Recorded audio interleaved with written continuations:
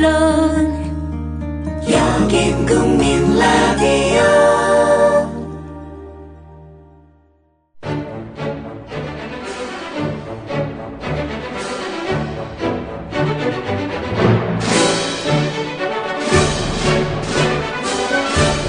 정치평론가 서영석과 김용민 PD의 정치 토크.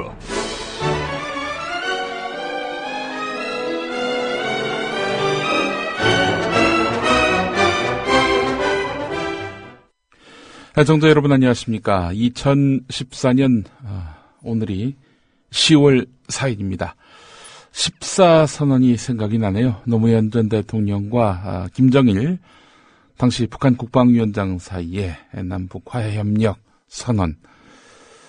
그게 언제적 얘기죠? 2007년이었으니까 한 7년 지났네요. 7년 사이에 남북 관계가 진전됐다라고 말하는 사람은 아무도 없습니다. 물론 이 남북 관계 이거 뭐 퍼주기 아니냐, 뭐 이런 식의 그 관점으로 해서 이런 북한에게 너무 우리가 저자세였다 이런 이야기를 하면서 이 남북 관계를 정상화시킬 필요가 있다. 상호주의에 입각한 상호 대등한 관계 속에서 이렇게 이루어져야지 어느 한쪽이 퍼주고 밀어주고 이거 안 된다. 라면서 남북 관계의 그 퇴보를 정상화로 보는 시각도 있습니다만은 하여간 7년이 지났습니다. 7년 사이에 그 정상화를 추구해서 한국이 이 동북아시아에서 균형자 역할을 한다든지 조정자 역할을 한다든지 나름대로 어떤 이니셔티브 주도권을 줬다든지 이런 정황들은 전혀 없죠. 무엇을 위한 어떤 내용의 정상화냐라고 할 때 할 말이 없는 지난 7년 남북관계였다. 이렇게 평가할 수 있을 것 같습니다. 서영석 이사장님이 오늘도 일찍 오셨습니다. 어서 오십시오. 안녕하십니까. 자, 하여간 참 항상 일찍 오시고 그래서 얼마나 감사한지 모르겠습니다. 아니 일찍 온다고 그렇게 비꼬지 말고 아니 뉴스까지 읽어주는 이런 사람한테 그런 얘기하면 안 되지. 아니 제가 지금 비방을 했습니까? 모략을 했습니까? 아니 모독을 했습니까 제가? 모독입니다. 모독. 국민에 대한 모독입니다. 예. 자, 우선 그 정치 토크 들어가기 전에 저희 또 광고가 있습니다. 광고 해야죠. 광고를 듣고 와서 계속 이어가도록 하겠습니다. 회식 후에 고고. 안전하게 고고. 집에 갈 땐 고고. 회식 후에 안전하게 집에 갈 땐 고고 대리운전. 말로 거는 대리운전. 고고 대리운전. 1636 누르고 고고 대리운전. 네네, 고고 대리운전입니다. 이젠 누르지 말고 말로 걸자고요. 말로 거는 대리운전, 고고 대리운전. 엄마, 소나돼지는 안 돼요. 말하는 전화 문의는 1636 누르고 말하는 전화라고 말해주세요. 고고 대리운전 수익금의 일부는 국민TV에 후원됩니다. 서영석 이사장님도 텔레그램 가입하셨더군요. 예. 텔레그램이 아주 유용한 기능들이 많더라고요. 무슨 기능이 있습니까? 무료로 일종의 단체 문자를 보낼 수 있는 기능도 있어요. 그건 카카오톡도 마찬가지 아닙니까? 무료로 단체 문자 보낼 수 있습니까? 카카오톡 안 쓰시죠? 네. 아니, 카카오톡 쓰긴 써. 예. 그냥 그 사람하고 얘기할 때. 1대1 대화만? 1대1 대화만 하죠. 그렇군요. 그래요? 예. 그게 그런가? 예. 아닌 것 같은데. 단체 대화죠. 이거는 카카오톡에도 그런 기능이 있고요. 예. 특별히 그 텔레그램만 있는 것은 아닌데. 아니, 공지형 메시지라는 게 있는데. 예. 공지형 메시지라는 거는 그룹을 지정해가지고 대량 문자 발송이 가능하다는 건데. 이게 카카오톡에도 있습니까? 네, 있습니다. 카카오톡 괜찮네. 근데 우리 서영석 이사장님은 얼리 어답터 아닙니까? 사실 딴 기자들이 원고지로 낑낑댈 때 맥킨토시를 처음 구입하셔가지고 컴퓨터로 작업을 하셨던 분. 왕년에 그런 적이 있었죠. 예. 지금은 얼리 어답터가 아닙니다. 예. 뭡니까 그러면은? 레이트 어댑터입니다. 레이틀리 어답터. 남들 다 쓰고 난 다음에. 텔레그램도 안 갈라고 그러다가. 예. 이게 이제 나이가 들면 보수적이 된다는 얘기가 맞는 것 같아요. 예. 뭐 저도 사실 새로운 것을 배우는 데 대해서 별로 거부감 없는 사람인데 뭐 카카오톡도 그렇게 뭐 쓰는 건 아닙니다만 저는 오히려 그 페이스북 메신저를 많이 써요. 예. 근데 이제 카카오톡은 그 바로 무료 전화가 가능하다는 그런 이제 장점이 있어서 뭐 병행해서 쓰긴 쓰는데 예. 텔레그램에서 이제 뭐 사람들 많이 가더라고요. 예. 그래서 나야 뭐 아유 잡아가려면 잡아가라. 이제 이렇게 생각을 했었는데 네. 우연히 이제 뭘 잘못 눌러가지고 다운을 받았어요. 예. 뭐 누가 뭐가 문자 메시지 같은 게 와가지고 밑에 뭘 눌러달라고 그래서 눌렀더니 이게 바로 자동 연결돼가지고 텔레그램을 설치하시겠습니까 해가지고 에이 한번 해보자 해가지고 했는데 이게 의외로 괜찮더라는 얘기입니다. 예. 그래서 일단 한번 써보자라고 해서 썼는데요. 뭐 카카오톡에 그런 기능이 있는지 없는지 카카오톡을 잘 모르니까 이제 근데 이게 일종의 비밀 대화를 할 수 있는 대화방을 원하는 사람과 만들 수가 있습니다. 예. 그 비밀 대화방은 설정에 따라서 1분 혹은 10분, 뭐 5분, 10분, 1시간, 일주일 이런 식으로 자동 삭제 기능이 있어요. 예. 이게 자기가 모르고 지나가서 뭐 중요한 얘기를 했다가 나중에 틀리면은 이게 골치 아프잖아요. 네. 근데 그런 비밀 대화방 기능을 설정을 하면은 자기가 설정한 시간이 지나면 자동적으로 지워져 버립니다. 어허. 뭐 그런 것도 있고 그리고 또 단체 공지행 메시지를 보낼 수 있다. 이거는 사실 이렇게 되면은 사실 이제 카카오톡도 뭐 무료 전화, 무료 메시지 기능이 있어가지고 그렇기는 했습니다만은 이런 것들이 확산이 된다면은 통신사도 상당히 타격을 받을 수 있는 그런 요인이 되지 않을까 이런 생각이 들더라고요. 그렇죠. 통신사들은 사실 문자로 돈 벌기도 하고 그런데 말이죠. 예. 근데 하여간 지금 카카오톡을 보면서 참 답답하다 못해 한심하다. 그런 느낌을 표하지 않을 수가 없습니다. 사실 지금 검찰 때문에 망하게 생긴 거 아닙니까? 지금 망조가 들었어요. 한마디로 얘기해서 지금 SNS 부동의 다운로드 1위였던 카카오톡이 지금 밀리기 시작하더니 1위가 지금 텔레그램이 됐습니다. 이게 이제 중요한 것은 추세인데요. 예. 뭐 일시적으로 반짝하고 텔레그램이 이제 뜨다가 다시 다음 카카오로 넘어갈 수도 있습니다. 예. 근데 이제 이 보안 문제는 의외로 사람들에게 영향을 많이 주는 건데요. 그렇게 해서 망한 데가 하나 있습니다. 예. 다음 메일. 다음 메일. 예. 예, 다음 메일 한메일. 요즘 쓰는 사람 거의 없거든요. 제가 한 메일 들어가 봤더니 와, 뭐 그냥 스팸으로 가득 차 있죠. 이거 보질 않아요. 기본적으로. 대부분, 저도 이제 다음 메일에 원래 제일 맨 처음에 그 한메일.net를 썼으니까 예. 계정은 살아 있습니다. 예. 그런데 아마 들어가 본 지가 한 1년 가까이 된 것 같아요. 가끔씩 들어가가지고 스팸 메일 100개씩 지정해가지고 삭제하는 그건 합니다. 예. 기분이 나빠가지고. 예. 근데 사실 다음 메일은 거의 죽었고 사람들은 요즘은 보안에 대해서 조금이라도 의식 있는 사람들은 구글 메일, 지메일을 씁니다. 그것처럼 카카오도 그런 꼴이 날 가능성이 있죠. 뭐 계정 자체를 없애지는 않습니다. 사람들이 귀찮으니까. 네. 근데 사실상 사용하지 않는다면은 마탱이가 가는 거죠. 예. 아마 텔레그램이 한국의 카카오톡을 벤치마킹을 해서 몇 가지만 개선하면은 거의 카카오 인구들이 그쪽으로 가지 않을까 생각이 드는데요. 첫 번째는 물론 이제 텔레그램에도 다른 애플리케이션과 연동해서 무료 인터넷 전화를 걸 수 있는 기능이 있긴 있습니다.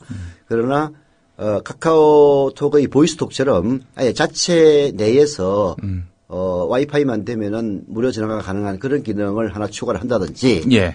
두 번째는 카카오톡에 제공하고 있는 그 게임들 있지 않습니까? 예. 그 게임이 사실은 굉장히 그 사람들에게 인기가 있거든요. 예. 그래서 그런 게임은 사실 카카오에서 만든 게임이 아닙니다.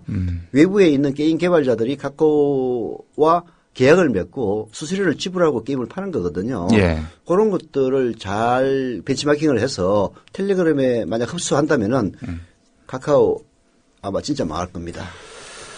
아니 카카오톡 그 경영진들 보면은요 답답하다 못해 정말 한심하게 이럴 데 없는 게 그 검찰이 주도하는 사이버 범죄, 명예훼손, 모욕죄 뭐 이거에 대해서 어떻게 엄단할 것인지 그 대책회의에 참석했다는 거 아닙니까? 어찌 보면은 고객의 권익이 침탈당할 수 있는 그런 참 음험하게 이를 데 없는 회의에 가가지고 고개를 들이내밀고 그래놓고 이제 기자가 확인을 하니까 아니 뭐 검찰이 홀았는데 어떡하냐 가는 수밖에 더 있냐.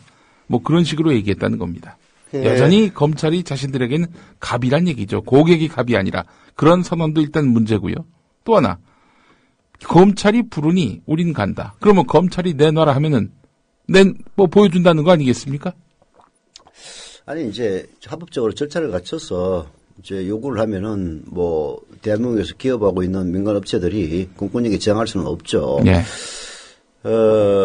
그래서 그렇게 반응하는 것도 뭐 전혀 이해가 가지 않는 바는 아니지만은 이제 카카오 특히 그 이서구 다음 카카오가 합병을 해서 공동대표로 이제 선임된 이서구 씨의 인식을 보면은 예, 다음 카카오 말아먹기 좋은 그런 인식을 하더라고요. 이게 말씀을 하셨다시피 예, 검찰에서 뭐 오라는데 우리가 안 갈 도리가 있느냐, 내놓으라면 안 낼 도리가 있느냐라고 얘기를 하는데 네. 말은 맞죠. 그러나 예. 표현을 그렇게 해서는 사람들에게 불신을 가중시킬 뿐입니다. 당연하죠. 사실 검찰 대책회의에 카카오만 간 게 아닙니다. 뭐 네이버도 갔고요, 네이트도 갔고 다 갔습니다. 다 갔는데 이제 마침 그 노동당의 정진우 부대표죠. 예. 이제 그분이 이제 수사를 받으면서 그분의 카카오톡 대화 내용들이 그야말로 몽땅 다 틀린 이런 사실이 알려지면서 카카오만 사실은 억울하게 좀 욕을 먹고 있다 이렇게 사실 볼 수 있는 측면도 있는데요. 예. 왜 카카오만 억울하게 욕을 먹느냐? 대한민국 이런 카카오와 비슷한 서비스를 하는 업체치고 안 그런 데가 없습니다. 뭐 네이버의 라인이나 네. 네이버의 밴드 이런 데도 예외 없어요. 내놓으라면 내놔야죠. 네. 그게 이제 문제는 어디에 있느냐면은 검찰이 100% 합법적으로 하지는 않습니다. 예를 들어서 이런 SNS의 그 정보를 틀려면은 압수수색영장을 제시해야 되는 것은 말할 것도 없고요.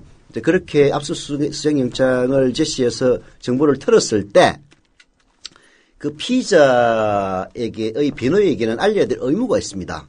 그런데 이번에 정진우 부대표의 경우에는 피의자인 정진우 부대표의 변호인에게 전혀 사전 통보를 하지 않았거든요. 예. 그리고 무려 몇십일이 지난 다음에야 야, 니 거 다 털었어. 네. 라고 통보를 했단 말이에요.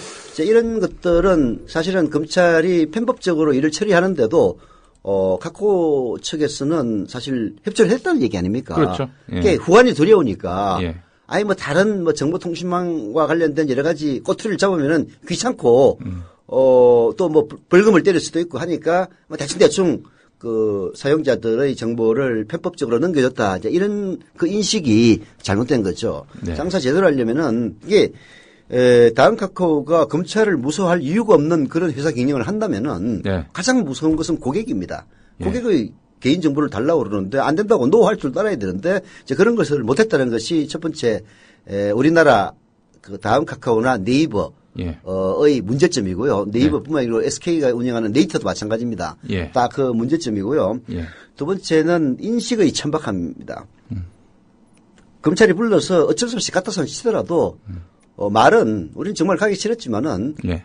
검찰이 부르니까 가긴 갔지만 우리의 기본 입장은 합법적인 테두리 내에서 협조했다는 것이지 고객의 정보를 마음대로 퍼준다는 것이 아니었다. 네. 이런 방식으로 얘기를 했어야죠. 예. 사실 그게 또 온당한 태도고. 그렇죠. 근데 대표란 자의 그 사고가 검찰이 달라는데 씨발 내가 어떻게 안 주냐. 예. 라는 식의 사고방식을 갖고 있다면은 예. 검찰이 다소 불법적으로 요구를 해도 준다는 얘기거든요. 예. 그렇지 않습니까? 지금 또 이 정권 아래에서 법치가 이 모든 것에 우월하다라고 생각하는 사람들이 어디 있습니까? 각하의 한마디면 뭐 국가기관이 온갖 형태의 부정비리를 저질러도 별 문제가 안 되는 그런 세상으로 인식돼 있기 때문에 검찰이 합법적으로 영장을 들이대 가지고 수색하는 거 이거 외에 다른 맥락으로 또 내 카톡을 들여다보는 거 아닌가 이런 의구심을 가질 수가 있는 거예요. 저는 카톡이 많다고 봅니다. 뭐 네이버 라인이나 네이버의 그 밴드도 마찬가지고요. 예. 왜 이제 망하느냐? 예. 그 사람이 뭐 죄를 지어서가 아니라 그 정진우 노동당 부대표가 생생하게 살아있는 사례거든요. 예. 나름대로 법적 형식 요건은 갖췄습니다. 다만 이제 그 이후에 법적 절차를 안 지켰다는 문제점은 있는데요. 뭐 영장 들이대 가지고 저기 들여다 본 거니까 문제는 일반적인 메일이나 이런 그 일방향성과 달리 SNS의 경우에는 쌍방향이거든요. 예. 즉 정진우 부대표의 카톡 내용을 살피려면은 그 사람과 이야기하고 있는 다른 모든 사람들의 정보가 드러난다는 얘기입니다. 예. 그 숫자가 3,000명이거든요. 예. 검찰은 관계 없는데 무슨 상관이냐라고 얘기를 하지만은 그 3,000명의 명단은 검찰에 고스란히 남아가지고 혹시라도 다른 유사한 일이 벌어지면은 그거 다 DB 넣고 돌려봅니다. 그러니까 자기는 이제 영원히 검찰 감시에 들어가는 거예요. 정진우 부대표하고 카카오톡 했다는 죄로.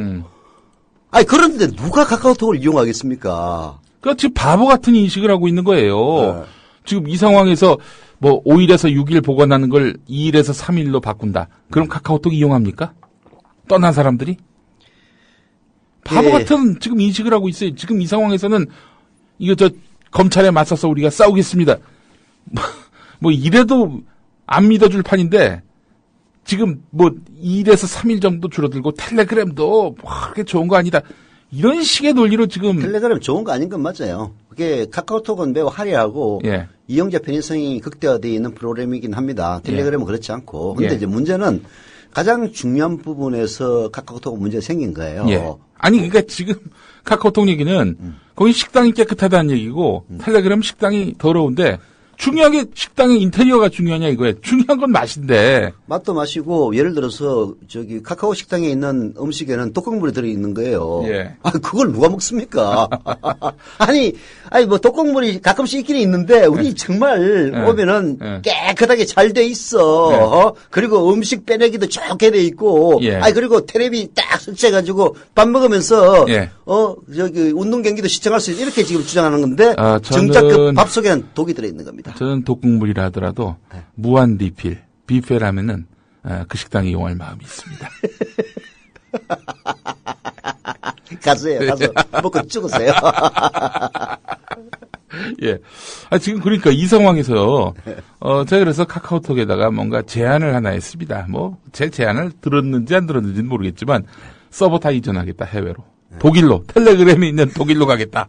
뭐 그러면은 또 몰라. 근데 그럼에도 불구하고 이 카카오톡이 국내 기업인 이상은 뭐 어떤 식으로든 또 들여다볼 수 있지 않겠느냐라는 또 의구심은 남아있긴 하지만 하여간 우리가 고객의 입장에 서서 고객의 불안을 해소하겠다. 이런 적극적인 액션이 있어야지 지금 이 상황에서 텔레그램 씹어서 무슨 소용이 있냐 이거예요. 텔레그램 씹으면 안 되죠. 텔레그램은 사실 이제 이용하다 보면은 뭐 예를 들어서 그 예쁜 아이콘들 네. 그 뭐라 그러더라 그런 걸 뭐 사고 팔고 하잖아요. 이모티콘이라고 하나요? 예, 그런 것도 뭐 시원찮고 예. 좀 그래요. 그 디자인도 좀 시원찮고. 그래서 카카오톡 쓰다가 텔레그램 쓰면은 네. 뭔가 좀 뭐 투박한 느낌이 들긴 듭니다. 네. 근데 이제 그런 것들은 개선의 여지가 있는 거거든요. 예. 이용자가 늘어나면은 어차피 서비스는 좋아질 수밖에 없고 예. 그래서 이모티콘도 뭐 불과 10원, 20원 혹은 무료로 되지만은 그게 카카오의 중요한 수입원 중에 하나 아닙니까? 예. 텔레그램도 이용자가 늘어나면은 그렇게 안 한다는 그거 누구나 다 할 수 있는 거예요. 예. 그러나 누구나 할 수 없는 것. 예. 즉 사용자의 그 보안성을 유의해 주는 거. 그거를 이제 제일 중요한 걸 못 하고 있는 거야. 예. 아니 텔레그램 식당 가면은 절대로 그 안에 뭐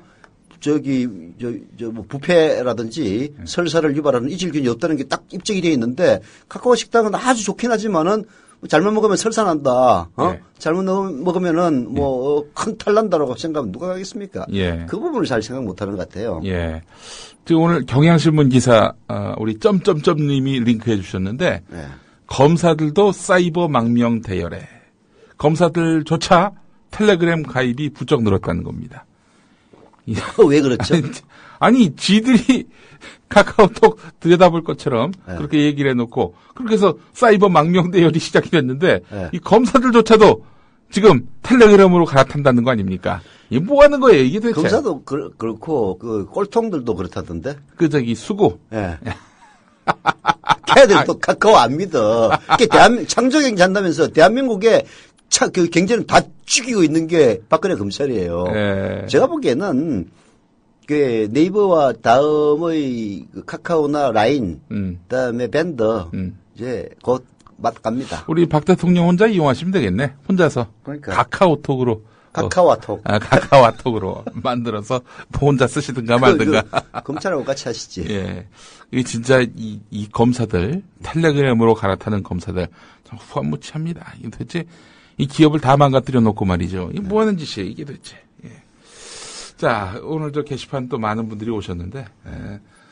조만간 텔레그램 쓰면은 국보법 적용되겠네. 이 말씀을 우리 안 바쁜 벌꿀님 말씀하셨는데, 아니, 이 말이 그냥 쓸데없는 말이 아닌 게 뭐냐면요. 네. 지난번 그 전교조 교사, 네. 시국선언했던 교사들 네. 구속영장 청구했잖아요. 네.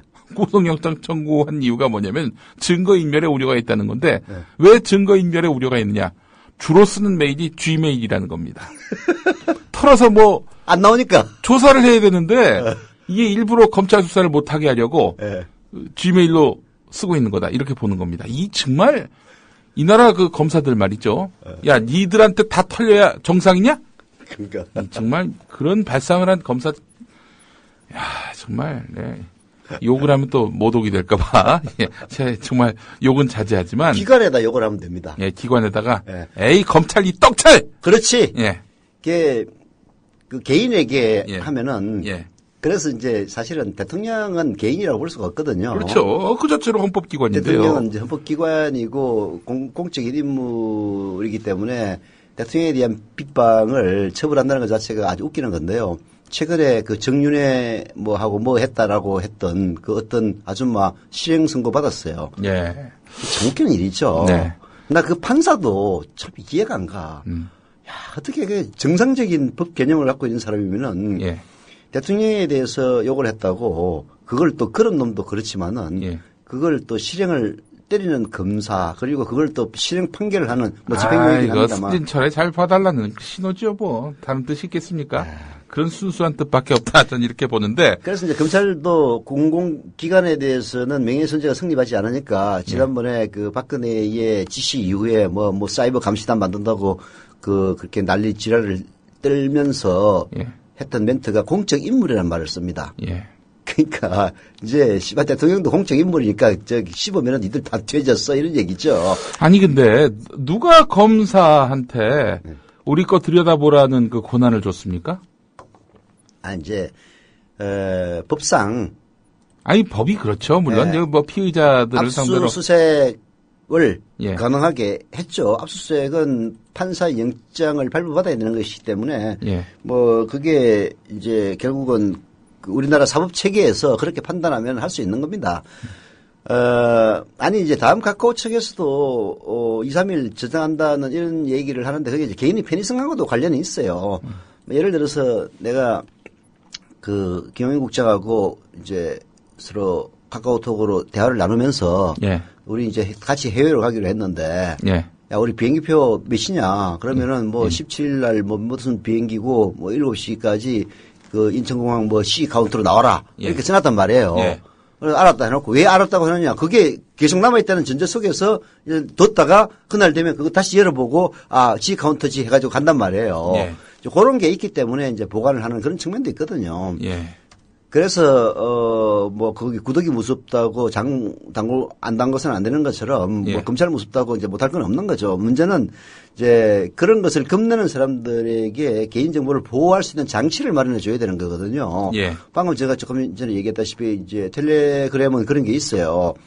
서로 상호 보안 대화를 서로 요청해서 하면은 둘만 볼 수 있는 그 대화 창이 열리고요. 예. 그리고 거기에는 딱 그 메시지 보존 기간을 설정할 수 있게 되어 있습니다. 심지어는 1분으로 설정할 수도 있어요. 예. 그 얘기하고 나서 1분 후에는 서버에서 싹 사라지기 때문에 압수수색 영장 하루비가 와도 없는 걸 어떻게 합니까? 그렇잖아요.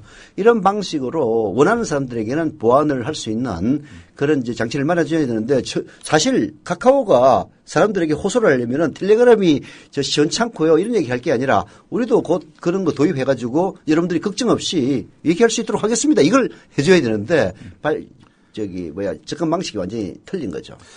그러니까 이제 기본적으로 법이 정의롭게 작동이 된다는 인식을 심어줄 필요가 있는 것이 그렇지 않으면 이게 법은 허울뿐이다. 결국 가진 자들을 위한 또는 있는 자들을 위한 그런 그들의 기득권 지켜주기의 수단일 뿐이다. 이런 인식이 저간에 깔리게 되면요. 그 사회의 근간은 무너집니다. 뭐 법치주의 뭐 이런 차원의 뭐 개념적 차원의 얘기가 아니라 일단 바로 여기서 드러나는 거 아니에요. 그렇죠. 뭐 카카오톡에 대해서 영장이 있어야만 들여다본다. 뭐 제한적으로 볼 수밖에 없다. 그러지만 안 믿잖아요. 기본적으로. 그렇죠. 지금도 저는 뭔가를 쓰면은 이게 틀림없이 누군가가 들여다볼 것이다. 내가 지금 PC를 쓰고 있지만 내 PC를 누군가가 스크린채 기술적으로 가능합니다. 감시 당할 수 있다. 뭐 이런 두려움 속에서 그 살고 있다면은 정상적인 사회가 아니죠. 이런 사회에 무슨 정의가 있다고 말할 수 있겠습니까? 그렇죠. 예. 그게 뭐 법에 의해서 이제 움직이는 것이야 너무나 당연하죠. 사람들이 많으니까. 근데 그 법을 집행하는 사람들이 그 자기 위에 있는 여왕님의 눈치를 보거나 자의적으로 이제 하기 때문에 이런 문제가 생기는 건데요. 검찰 참 보면 한심해요. 아니, 죄 안 되는 그런 대화를 나눈다면 겁낼 게 뭐가 있느냐 이딴 얘기까지 했다면서. 예. 그게 조폭 얘기예요, 조폭. 그러니까 뭐 그러면 왜 검사들은 그 텔레그램으로 갈아탑니까? 깡패들이 사람들한테 그러잖아요. 너 까불면 죽어. 그 네. 얘기하지 않습니까? 예. 그 얘기는 안 까불면 안 죽는다는 얘기거든요. 예. 그게 검찰은 그렇게 얘기하는 거예요. 야, 니들 까불면 다 되졌어. 다 틀어볼 거야. 그리고 뭐라고 얘기를 하니까 야, 안 까불면 되잖아. 라고 얘기하는 거거든요. 근데 나의 행동이 까부는 것이냐 까부지 않는 것이냐를 판단을 누가 합니까? 바로 그 깡패가 하는 것 아닙니까? 지금 검찰 깡패가 그런 역할을 하겠다는 거죠. 그러니까 사람들이 검찰로 안 보고 공정한 법 집행 기관으로 안 보고 박근혜 대통령의 호위 깡패 같은 그런 느낌을 받는 거죠. 이장우 새누리당 원내대변인이 이 카톡 인터넷 모니터링은 자라나는 우리 아이들을 위한 것이다. 뭔 개소리야 이게? 어? 카톡을 들여다보는 게 우리 아이들을 위한 거다? 그 인간이 어떤 인간인지 모르겠는데. 네. 그 애인하고 노가리 까고 있는 거 전부 들여다보라고 그래. 네. 자라나는 어린 아이들을 위해서. 말 되는 소리를 하고 자빠졌어. 이야, 이게 진짜, 이게 아주, 우리 악마들하고 공존하고 있어요, 지금. 악마들하고. 수준 이하에. 예. 나는 이제. 예. 그게 게임을 애들 못하도록 셧다운제를 하고 이제 하는 거 있지 않습니까? 예. 그런 거하고 이제 비슷한 거죠. 그게 뭔가에 탐닉할 수 있는 그 분위기 자체가 만들어지지 않도록 하는 것이 이제 사실은 사회를 이끌어 나가는 사람들의 의무 아닙니까? 예. 범죄자들을 엄단하는 것이 목적이 아니라 예. 범죄를 발생하지 않도록 하는 것이 목적이거든요. 예. 그래서 어떤 범죄가 생기면은 그 범죄가 일어날 수밖에 없었던 그 환경을 우리가 고민하고 그 환경을 개선하는데 신경을 써야 되는데 이 인간들은 그 죄를 저지른 놈을 엄단하면 그 죄가 사라질 수 있다고 생각하는 거예요. 과거에 그런 적이 있습니다. 네. 대만이 그랬다던가. 강도, 절도를 사형이나 여기에 준하는 네. 이런 처벌을 해서 처벌했다고 그래요. 예. 그러면 없어질 것 같아가지고. 네. 그랬더니 모든 경범죄가 전부 다 살인 강도죄로 변했다는 거 아닙니까? 예. 왜냐하면 걸리면 죽으니까 예. 아예 들어가서 물건 훔치러 갔다가 주인이 나타나면 다 죽여버리고 도망가 버리는 거예요. 강력한 처벌이 답이 아닙니다. 그 예전에 그 공지영 씨가 소개해줬던 그 칼럼이 또 있었는데 그 공지영 씨 말로는 예전에 그 소매치기 범죄가 아주 극심해서 그래서 이제 영국에서 소매치기 이 범죄자들을 사형에 엄단하는 이런 방법으로 해가지고 이 소매치기를 근절하려고 했는데 근데 소매치기가 하도 극성을 부리니까 결국 공개 사형제를 했다고 합니다. 공개적으로 교수형에 처하는 그런 식이었는데 교수형에 처하는 현장에 사람들이 까맣게 몰렸잖아요. 네. 거기서도 소매치기가 횡행했다고 합니다. 강력한 처벌? 말도 안 되는 그런 걸로 답이 될 수 있을지 모르겠습니다. 소매치기를 범죄를 사형에 처한다면은 소매치기를 하는 사람 하다가 걸리면 어떻게 하겠습니까? 예. 이제 걸리면 가서 공개 사형 당하는 거야. 예. 그러면 그 사실을 알고 있는 놈을 먼저 죽이고 도망가는 게 살 확률이 더 높은 것 아니에요. 글쎄 말입니다. 이게 그렇게 사형으로 엄단하지 않았으면은 돈만 훔치고 사라졌을 놈이 이제 그렇게 함으로써 사람을 죽이고 튑니다. 예. 그러니까 그 소매치기 공개 사형제를 주창했던 그 인간이 바로 그렇게 당하면은 예. 죽을 때는 아이고 후회하겠죠. 예. 약간 지금 현 정권이 초가삼관을 다 태우고 있습니다. 우리 한국 경제, 특히 한국 IT 업계. MB 정권 들어서부터 우리 IT가 곤두박질 치고 있지 않습니까? 그 이전까지만 해도 IT가 뭐 하드웨어뿐만 아니라 컨텐츠 면에서도 상당한 어떤 그런 그 발전상을 거듭했었는데, MB 들어서 뭐 인터넷 실명제니 뭐 이런 걸로 관리 감독을 이렇게 강화하면서, 그러면서 결국 이제 급격하게 위축이 됐었고요. 뭐 MB 정권 끝나고 박근혜 정권 창조 경제를 내세우긴 했지만, 이런 식으로 너희들 그 대화 내용 다 들여다볼 수 있다, 이렇게 나오고 있으니, 너희들 대화 내용을 다 들여다볼 수 있다라는 그 얘기가 박근혜의 심기를 거스린 놈들을 일단 잡아드리겠다. 예. 그런 얘기 안 하면은 무슨 상관이냐라고 생각할지 모르겠지만요. 예. 이게 한국의 IT 산업 중에서 그나마 비교 우위를 갖고 있는 이런 산업들을 아예 압살시키는 그야말로 어리석은 조치들입니다. 메일에 대해서 압수수색을 하면서 사실은 그 다음 메일이 완전히 죽었고, 사실 그 다음에 아고라 같은 거는 세계적으로 클 수 있는 커뮤니티였거든요. 예. 근데 이거를 정권을 불리하게 한다는 이유 하나만으로 감시, 감독, 그리고 알바를 투입해서 댓글을 완전히 쓰레기통으로 만들어 놓는 바람에 네. 다음의 아고라는 마탱이가 갔습니다. 네. 다음 아고라가 제대로 됐으면요, 전 세계를 대표하는 영문 서비스만 하면은 전 세계를 대표하는 커뮤니티로 성장할 수 있는 겁니다. 예. 이게 하나씩 따져보면요, 참부, 그리고 또 솔직히 얘기해서 인륜을 파괴하고 그야말로 그 사이버상에서 범죄를 조장하는 그 온상 한 군데 있지 않습니까? 예. 실제로 그것 때문에 뭐 여기저기 많이 붙들려가고 다는 일간 베스트 저장소인가요? 그런 데는 아예 쳐다보지도 않고 정상적으로 잘 운영되고 있는 카카오라든지 라인이라든지 밴드 이런 걸 갖다가 지금 들여다보고 있으니까 전부 다 외국산으로 도망가는 거죠. 이게 IT 업계는 이게 선택과 집중이 너무 심해가지고요. 전 세계의 인터넷 광고의 70%를 두 개 업체가 다 처먹고 있습니다. 예. 두 개 업체가 어딘지 아십니까? 구글 하나 하고 페이스북입니다. 페이스북이요. 구글과 페이스북이 전 세계 인터넷 광고의 거의 70%를 싹쓸이하고 있습니다. 예. 아니 페이스북 보세요. 처음 시작할 때는 그 뭐 주크버그인가 누구지 이름 뭐 하여튼 이름 까먹었다. 예. 그 사람이 자기 대학교에서 자기 친구들끼리 뭐 얘기하는, 사실 그 페이스북이라는 거는 따지고 보면은 블로그에다가 커뮤니티 기능을 합쳐놓은 것이 불과합니다. 예. 그렇지 않습니까? 예.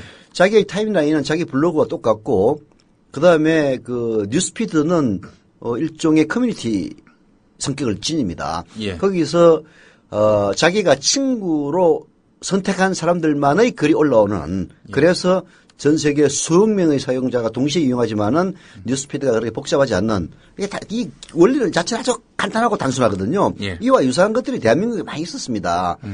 근데 그게 결국은 사이버상의 자유라는 이 하나의 원리가 대한민국에서 붕괴되는 바람에 세계적인 서비스로 지금 못 가고 있는 거죠. 예. 참, 얼마나 안타까운 일입니까? 창조경제라는 얘기를 하는 박근혜 대통령과 그 하수인들을 보면요, 진짜 야, 니들은 유체이탈이 아주 그냥. 아니, 근데, 그간 약속했던 거 잘 안 지키는 거야? 어제 오늘 일도 아닌 거고요. 예. 대표적으로 낙하산, 없애도록 하겠다. 그 약속도 그냥 바로 시건이 되지 않았습니까? 아니, 이런 자들한테 뭘 기대라나라는 생각도 들고요. 전 또 이런 생각도 듭니다. 지금 이렇게 공안으로, 계속해서 분위기를 몰고 가가지고 국민의 기본권, 사생활마저 다 침해할 수 있다. 국가가 들여다볼 수 있고, 말하자면 처단할 수 있다. 이런 식으로 나오는 거, 논란은 있겠지만, 비난은 좀 사겠지만, 그렇지만, 그것이, 국민들을 통제하고 감시하는데 대단히 유용한 수단이다. 일단, 국가 권력에 대해서 두려워하게 되잖아요. 그걸 이제 위축 효과라고 그러죠. 그 위축 효과를 지금 노리고 있는 것 같다라는 생각도 들고요. 그러다가 그 효과를 계속해서 이렇게 유도하다가 계속해서 유발하다가 결국 총 맞아 죽은 어떤 지도자를 박근혜 대통령은 분명히 기억해야 됩니다. 꼭 민중에 의해서 이렇게 타격을 받아야만 권력이 끝나는 건 아니거든요. 진짜 최악의 정치는 국민과 약속을 지키지 않는 정치다라고 이야기한 박근혜 대통령. 낙하산 이야기로 한번 좀 넘어가 보도록 하겠습니다. 2012년 대선 당시 박근혜 새누리당 후보. 부실 인사가 아무런 원칙도 없이 전문 분야와 상관없는 곳에 낙하산으로 임명되는 관행은 더 이상 없을 것입니다. 이런 약속을 했던 박근혜 후보. 텔레비전 예능 프로그램에 나가서 최악의 정치란 무엇인가를 살펴하는데 이제 국민한테 막 그냥 이렇게 하겠다 하고 이제 그게 안 지켜지는 거 이제 그런 거는 정말 아니다. 어쨌든 신뢰라는 게 작은 거라도 열심히 지키고 이제 그런 노력을 해서 하나하나 지켜나갈 때 이 신뢰가 쌓이는 것이다. 대통령에 당선된 뒤 그 약속 변치 않을 것 같았는데 박근혜 당선인이 어제 인사의 제1원칙으로 전문성을 강조하면서 공기업의 낙하산 인사를 강하게 비판했죠. 유정권 청와대 경호처 군사관리관, 유현국 정보분석비서관, 박병옥 시민정책비서관, 또 이진규 정무일 비서관이 건설근로자공제회 이사장직에 내정되는 등 최근 한 달 사이에만 청와대 출신 인사 6명이 공기업에 자리를 잡았습니다. 박근혜 당선인의 낙하산 인사 비판 발언을 촉발한 대표적인 사례로 꼽힌 경우입니다. 현 정부 들어서만 공기업 사장과 공공기관장 103명 가운데 무려 60명이 낙하산 인사라는 주장까지도 있습니다. 국민들께도 큰 부담이 되는 거고 또 다음 정부에도 부담이 되는 일이고 잘못된 일이라고 생각을 합니다. 그래서 그런 일은 있어서는 안 되지 않겠는가 그런 생각입니다. 박근혜 당선인은 깨끗하고 유능한 정부를 새 정부 공직개혁의 좌표로 제시했습니다. 네, 이를 위해서 새 정부에서는 낙하산 인사가 없어져야 한다고 밝혔습니다. 열심히 일하는 사람들의 사기를 떨어뜨리는 낙하산 인사도 새 정부에서는 없어져야 합니다. 박근혜 대통령이 대대적인 공공기관장 물갈이를 예고함에 따라 교체 대상에 대한 검토 작업이 시작됐습니다. 전문성이 떨어지거나 이명박 정부에서 이른바 낙하산 인사로 임명된 기관장들은 교체 대상이 될 것이라고 말했습니다. 이러다 보니 박근혜 대통령 당선에 기여했던 친박 인사들의 마음이 요즘 편치 않다고 합니다. 청와대나 내각에 이어서 공공기관 인사에서도 선거 공신들을 배제하려는 조짐이 나타나고 있기 때문입니다. 정부하고 끝난 것도 아니고 이제 시작인데 또 기회가 되면 또 일할 기회가 있을 거고 기다려야죠. 낙하산 인사는 없다는 박 대통령의 인사 철학이 실제 인사 결과로 나타날지 공공기관장 물갈이에 촉각이 모아지고 있습니다. 그리고 1년 뒤 2014년 5월 공공기관 경영정보 공개 시스템인 알리오에 따르면 현 정부 출범 이후에 선임된 공공기관장 153명 가운데 소위 낙하산 인사로 분류될 수 있는 인사는 전체의 49%인 75명인 것으로 드러났습니다. 5월 상황이 이러한데 최근 방송인 잔이윤의 관광공사 감사 임명으로 낙하산 인사의 정점을 찍었는데 이번엔 친박계 인사인 곽성문 전 의원이 한국방송광고진흥공사 코바코 사장에 내정돼 논란이 일고 있습니다. 진짜 정점은 따로 있었으니 지난달 말에 김성주 성주그룹 회장이 대한적십자사 총재로 선출됐다는 소식 전해드렸죠. 그런데 김성주 선출자는 지난 5년간 적십자 회비를 단 한 푼도 내지 않은 것으로 드러났습니다. 새정치연합은 회비도 안 내고 적십자 활동에 아무 관심이 없던 총재가 어떻게 구호 사업과 남북교류 등의 업무를 챙기겠느냐고 공세를 폈습니다. 지금까지 성실하게 적십자 회비를 납부해온 회원들을 허탈하게 하지 말고 사퇴하는 것이 옳습니다. 약속 안 지키는 것이 최악의 정치라면 사퇴할 사람은 따로 있으니 저는 오늘로 국민의 애환과 기쁨을 같이 나누었던 대통령직을 사퇴합니다. 예. 최악의 정치가 이제 국민과 약속하고 지키지 않는 정치라고. 그 맨 마지막에 나왔던 그거 조작이에요? 네, 아니 예전에 했던 말 아닙니까? 실수라고 하고 이제 실수했던 거야? 국회의원직을 이제 내려놓겠다. 네. 그 말이었는데 대통령직을 내려놓는다고 얘기했어? 이게 사실은 그 말 속에서도 뭔가 이게 조작의 흔적이 있다 이렇게 보는 사람도 있었어요. 그래?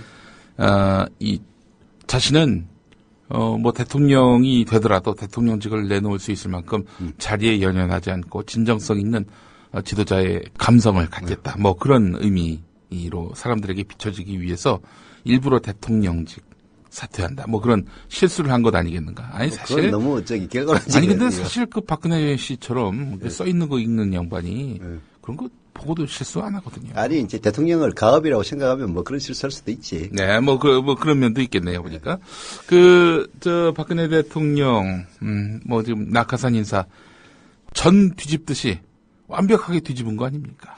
저는 이제 생각을 조금 달리 합니다. 네. 저는 낙하산 인사가 나쁘다고 생각하지 않아요. 낙하산 인사를 할 때는 해야 됩니다. 예를 들어서 이제 정부 공공기관 이런 것들 보면요. 예. 일종의 조직 이기주의가 만발한 데가 뭐 거의 상당히 그렇죠. 많습니다. 예. 그래서 내부에서 승인을 시켜놓으면요. 그게 사실은 국민의 세금으로 운영되는 것임에도 불구하고 자기들끼리 잘 먹고 잘 살자는 이런 식으로 흘러가기가 십상입니다. 뭐 진짜 자기들 돈으로 우리처럼 뭐 조합원들 축제해가지고 조합원들끼리 잘 먹고 잘 살자면 누가 뭐라고 그러겠습니까? 예. 거기에 있는 돈들은 다 자기하고 관계없는 것들인데 예. 그걸 운영한다는 그 이유 하나만으로 조직 이기주의에 빠져서 정작 그 돈을 제공하는 국민들에게는 전혀 시선을 주지 않고 지들끼리 잘 처먹고 잘 살겠다는 이런 식의 돈잔치를 하는 데가 많아요. 예. 그래서 꼭 내부에서 승진해서 하는 것만이 능사는 아닙니다. 예. 그래서 필요하면은 정무적인 판단을 할 수 있는 낙하산 저는 필요하다고 봅니다. 아니 글쎄 뭐 그 낙하산 내가 낙하산 앞으로 하겠다 이렇게 선언했다면 문제가 안 되겠죠. 그렇죠. 문제는 바로 그겁니다. 쉽게 얘기해서 이게 국민들의 인기에 영합하기는 쉬운 게 뭐냐면은 뭐 국민들이 비난하면은 안 하겠다는 게 제일 좋아요. 네. 근데 사실은 뭐 국민들 다수가 그렇게 얘기한다고 해서 그게 100% 뭐 옳은 경우는 100%는 없습니다. 예. 예를 들어서 낙하산 문제만 하더라도 방금 제가 얘기했다시피 아니 뭐 자체 승진시키면 좋죠. 그러나 걔들이 이런 식으로 국민 세금을 갉아먹으니까 외부에서 수혜를 필요도 있습니다. 그래서 낙하산 인사 하긴 하되 정말로 전문성이 있느냐. 네. 그리고 그 인사의 선임 과정에서 최소한의 공정성과 형평성 그리고 공개 투명성을 갖느냐 이 문제를 엄격하게 관리를 해서 그렇습니다. 쓸데없는 인간들이 오로지 선거 공신이라는 이유만으로 예. 그 자리를 차지하는 일을 없도록 하겠다. 이렇게 얘기했으면은 예. 이제 문제가 없는 거죠. 예. 그리고 그렇다면은 그렇게 얘기를 했다 치고 네. 그렇다 손치더라도 김성주 같은 인간을 대한적십자사 총재로 가는 것은 문제가 많죠. 뭐 대한적십자사 총재가 된다고 해서 뭐 적십자비를 갖다가 안 냈기 때문에 안 된다. 전 그런 논리도 찬성하지는 않습니다. 예. 이제 그 얘기가 나왔던 이유는 딱 하나예요. 옛날 그 보건복지부 장관을 했던 유시민 씨가 예. 보건복지부 장관 내정자가 됐을 때 한나라당이 그런 식으로 씹었어요. 뭘 털 게 없으니까 탈탈탈탈 털다 보니까 유시민 장관이 적십자 협의를 2번인가 안 냈나 봐요. 그리고 평소에는 한 4,000원, 5,000원 기본 회비만 냈나 봐요. 네. 아니 그래서 보건복지부 장관을 한 사람이 말이야 적십자비도 두 달치 안 내고 냈다 하더라도 뭐 한 4, 5천 원짜리 기본 회비만 낸 사람이 어떻게 장관 자격이 있느냐. 그리고 당신은 헌혈 2번밖에 안 했잖아. 이런 식으로 씹어댔거든요. 예. 아니 그렇게 했으면 지들은 그리 안 해야지. 김성주 5년 동안 단 한 푼도 안 냈어. 2달 안 낸 게 아니라 5년 동안 단 1원도 안 냈다고. 4천 원, 5천 원 기본 회비밖에 안 냈다고 그러는데 김성주가 그 얘기 듣고 5년치라고 납부한 게 얼마인지 압니까? 100만 원입니다. 아니 뭐 지금 낙하산 안 하겠다고 해놓고 이렇게 하고 있는데 이런 명백하고 다 기억에 남는 그런 약속도 뒤집는 판에 뭐 과거에 자기들이 누구를 상대로 뭘 씹었는지 그런 거 기억이나 하겠어요? 그때 그 상황에서 자기들이 정략적으로 필요할 때 이 논리 저 논리 갖다 쓰는 거죠. 그게 자기들한테 부메랑으로 돌아오든 말든 말입니다. 아니 제 얘기는 그 얘기 맞죠. 맞습니다. 근데 이제 집권하기 전에 많은 약속을 하죠. 그게 공약입니다. 그래서 집권을 하고 보면은 사실은 자기가 집권을 하지 않았기 때문에 사정도라는 걸 잘 몰라가지고 과도한 약속을 하는 경우가 발생을 해요. 네. 그럼 그걸 이제 해결하고 치료하는 과정이 굉장히 중요한 거거든요. 네. 국민들에게 사실을 솔직히 털어놓고 내가 후보였을 때는 이런 얘기를 했는데 내가 집권하고 보니까 야 그렇게만 해서는 도저히 나라 운영이 안 된다. 그래서 이렇게 약속을 번복하고 바꾸는데 대신 국민들이 납득할 수 있도록 뭐 투명성 절차 이런 걸 저는 지키겠다. 이제 이런 일련의 과정이 필요한 거란 말이에요. 예. 근데 박근혜 대통령은 그런 걸 처음부터 끝까지 단 한 개도 지키고 있지 않는 겁니다. 예. 제가 유시민 장관 청문회 때 혹시 한나라당 의원들이 이 적십자 회비 헌혈 갖고 시비를 걸었나 봤더니 그 전에 청문회 전에 안명옥 의원이라는 사람이 문제 제기를 하긴 했지만 청문회 현장에서는 또 아무 얘기도 안 했어요. 그 그래요? 문제와 관련해서. 그러니까 건이 안 된다라고 보는 거지. 그냥 그냥 던지는 거야 얘네들은. 이런 무책임한 그런. 저희 적십자에서 총재라고 적십자 회비를 갖다 100% 내야 된다. 이런 건 없죠. 아니 솔직히 저도 안 냈어요. 이거 내놓고 이렇게 비판을 해야 사실은 좀 힘도 실리고 그럴 텐데. 아니, 그 문제는 그 냈다는 사실이 저는 이게 말하자면은 김성주 같은 기업 회장 아닙니까? 네. 선대위원장을 했다는 사실만으로 남북 적십자사라는 대한 적십자사라는 거는 굉장히 정치적인 기구입니다. 예. 즉 남북 관계를 다루는 기구란 말이에요. 예. 남북 관계가 경색돼 있을 때도 대한 적십자사를 통한 인도적 지원이 계속되고 그것이 이제 남북 간의 대화의 끈을 놓치지 않게 하는 이런 여러 가지 중요한 역할을 한단 말이에요. 예. 그럼 그런 문제에 대해서 행정부의 수장으로서 총리라든지 경험이 있다든지 이런 사람을 쓴다면요. 누가 뭐라고 그러겠습니까? 예. 아니 기업 대표라다가 선대위원장 잠깐 했던 이런 사람을 자기 도와줬다는 이유 하나만으로 그런 데다 갖다 꽂아버리면은 대한적십자사 그렇지 않아도 지금 남북관계가 경색될 대로 경색된 상황에서 뭔가 돌파구를 열려면은 대단히 중요한 자리인데 그런 인간이 제대로 물론 박근혜하고 가까우니까 그 점은 장점이 되겠네. 박근혜하고 가까웠다는 건 또 중요한 장점 중에 하나예요. 이게 가까우면은 이제 마음만 먹으면은 뭔가 책임을 지고 일을 할 수가 있으니까.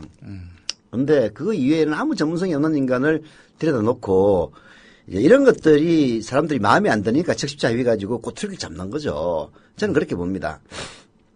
참 일을 하는 것 보면은 진짜 아마추어도 이런 아마추어가 없어요. 난 조중동이 그렇게 대통령 까매라고 떠들어 샀길래 대통령이 되면은 아주 프로페셔널하게 잘할 줄 알았지. 최소한 그 방향은 마음에 안 들지만은 최소한 일을 처리하는 방식은 프로에답게 할 것이다라고 생각했는데 이거는 그러니까 결국에는 이명박이보다 못해. 예. 그 수준이 낮다라고 말씀하셨는데 야당보다는 수준이 높았기 때문에 권력을 쥔 거 아닐까요? 요즘 아니, 그런 생각이 좀 관계 없죠. 요즘에 우리 야당하는 거 보면은 저는 정말 박영선 원내대표 이 사람이 정치를 하게 된 것이 야당의 비극이다라고 생각을 할 정도입니다. 아니 이거 보셨어요? 그 사퇴하면서 나름대로 변을 남긴 거. 변을 남겼는데 변을 남겼어. 예, 변이 그 변이인지 싶더라고요. 완전 나르시시즘. 이제 야당의 어려움은 그러나 일단 이해를 하긴 해요. 아니 근데 어느 야당 대표가 우리는 현실적으로 한계가 있고 힘이 없으니 여러분 그걸 좀 이해를 해주셔야지. 세월호 유족들 저렇게 되지도 않은 주장을 펼쳐가지고 우리가 협상을 못한 거 아니냐. 이런 뉘앙스가 가득 담겨 있다니까요. 아니 그럴 것 같으면 정치를 하지 말든가. 못할 것 같으면은. 아니 이제 정치를 당신이 왜 정치를 해야 돼? 당신이 왜 야당 원내대표를 해야 돼? 여당으로 가야지. 여당으로 하면 그런 괴로움이 없거든. 그래서 우리 조상훈 국장이 제1야당이 아니라 제2여당이다. 그런 얘기를 할 정도입니다. 아니 능력이 안 되면 그만둬야지. 아니 왜 자신의 능력 없음에 대해서 탓하는 사람들을 탓해. 그건 말도 안 되는 거죠. 저는 사실 어제 우리 국민 라디오 이런 표현이 있나 공개 방송이 나갔습니다만 그때 박주민 변호사 하신 말씀이 그런 말이었습니다.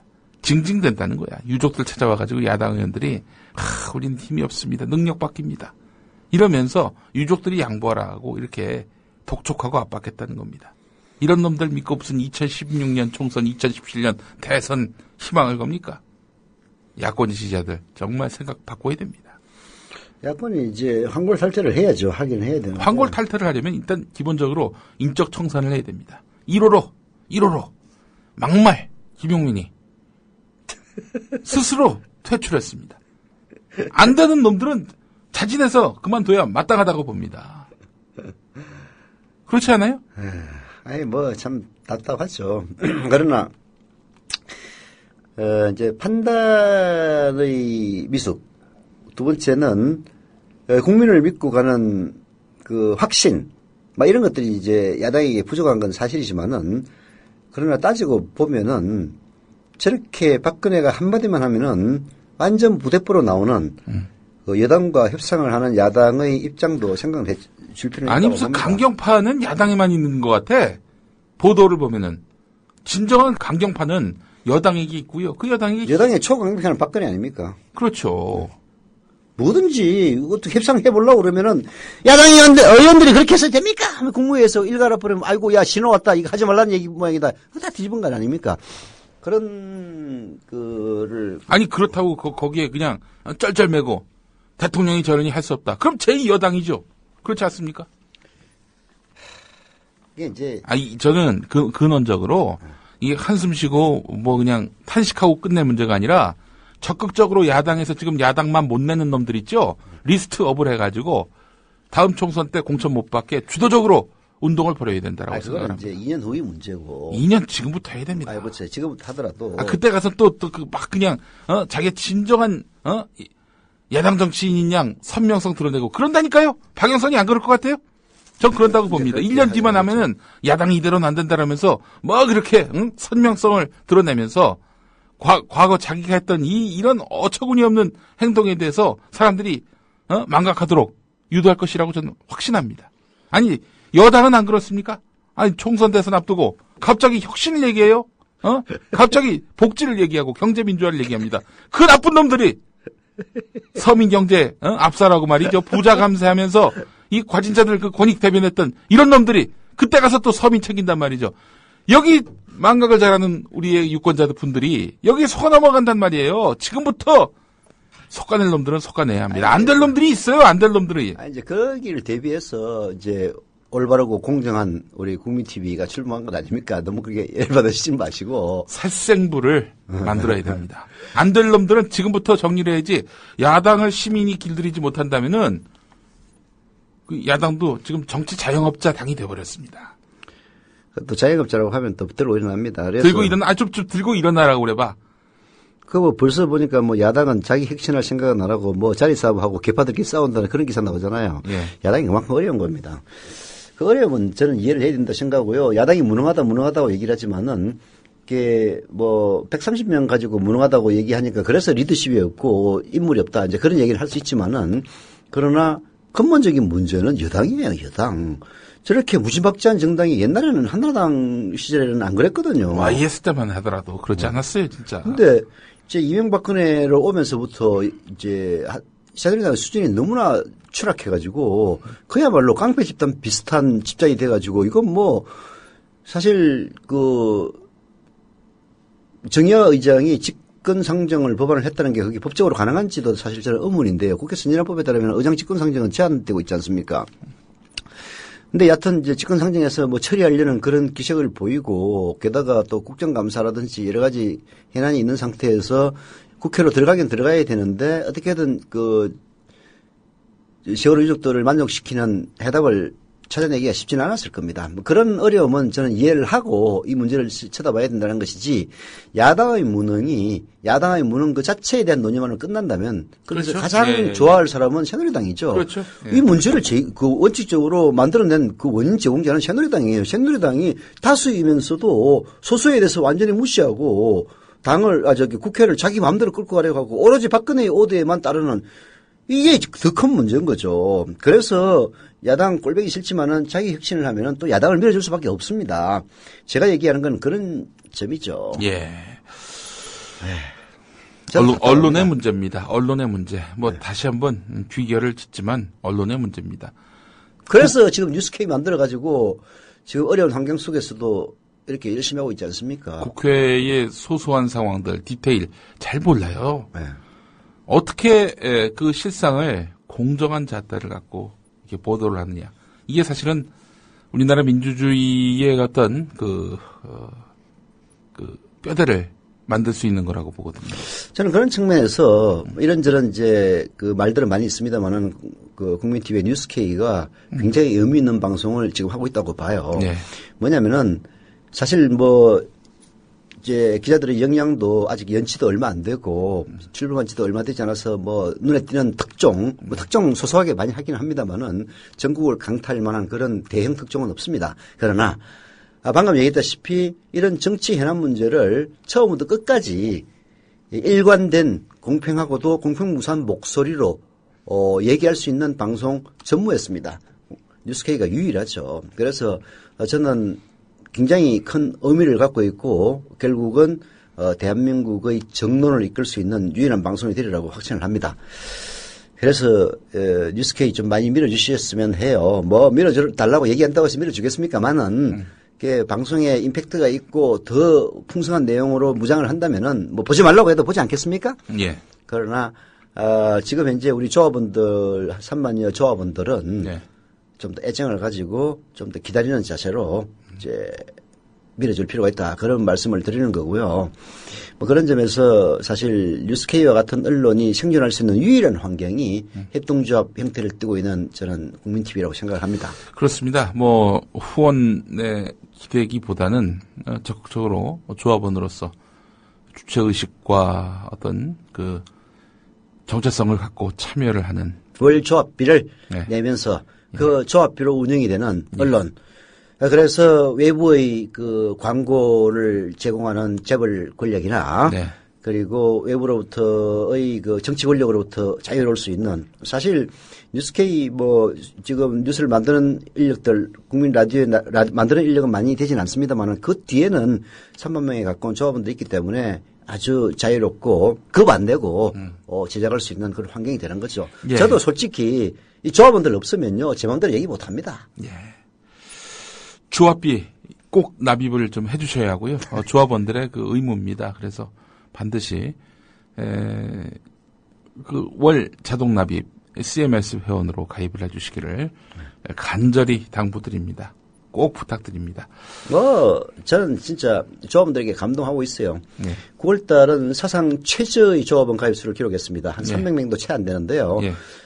증가 숫자가 물론 지금 현재 이 워낙 야당이 죽을 쓰다 보니까 대한 언론들의 그 후원 회원이나 조합원 증가 숫자가 굉장히 낮습니다. 그 중에서 국민TV가 뭐 제일 좋긴 한데요. 예. 그래도 한 300여 명밖에 안 됐다는 이야기는 결국은 이번 달에 굉장히 큰 적자를 볼 뻔했는데 예. 조합원들이 정절해줘서 뭐 간신히 넘어갔는데 이런 점에 대해서 감사를 드립니다. 네. 예. 다음 주부터는 또 30분이 늘어납니다. 예.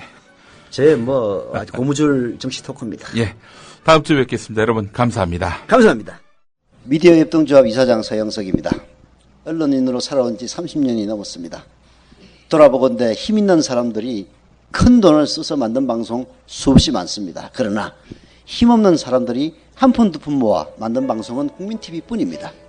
국민TV가 지속 가능해야 이 나라 언론의 근간이 바뀔 수 있고 그리고 희망을 잉태할 수 있으리라 믿습니다.